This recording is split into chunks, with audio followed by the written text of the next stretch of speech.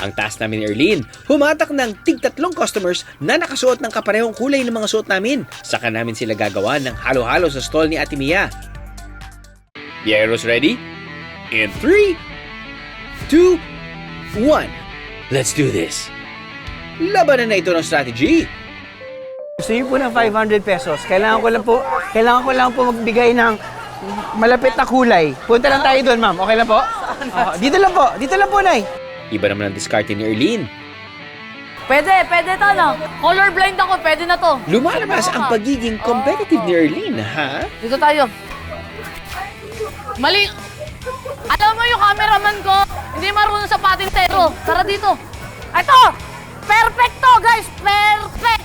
Habang naghahanap pa si Erlene ng customers niya, nakumpleto ko na ang akin. Well, habang nag-explain yung producer ko, no? Naghahanap na ako ng kakulay kung mga bumibili dito. Or actually, may mga iba nagbebenta din eh. Hindi perfect shade of green, but medyo at least malapit na. See? Nice gradient. Very similar. At sinabi ko, ate, may 500 pesos para sa'yo. Sama ko hindi. 500 pesos, sama ako. So feeling ko, dun sa stage 1, panalo tayo. Well, normally naman kasi nagpapatalo ako kapag guest. Yun naman ginagawa ko talaga. Pero kapag wala ng camera at hindi ko nag-guest, panalo talaga tayo parate. Lalo na cameraman ko the best. Alam mo, baluarte niya to. So dapat lang manalo siya. So, advance congratulations sa'yo.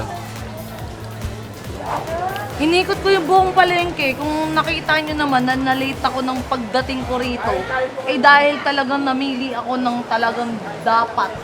Color brown yung isa. Ang layo. Color brown. Kuya Drew, ito yung panty ko, brown.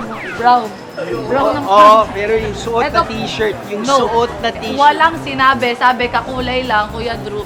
Guys, sinabi lang sa akin kakulay nung kung anong meron kang suot ngayon. Wala naman sinabi. Wala naman, di ba? Oh, nagulat kayo, may brown. Perfect sa brown yan. Pasok. Oh, ibig sabihin, talagang yung isip ko talaga, giname ko mo sobra-sobra eh. Ginalingan ko eh. At saka, I'm ang competitive person. Isa ba? Ano nga yun?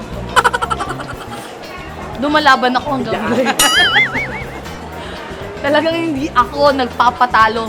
Ang pambudol ako, oo. Sayang ang tato. Sayang ang tato. Kung magpapatalo rin naman,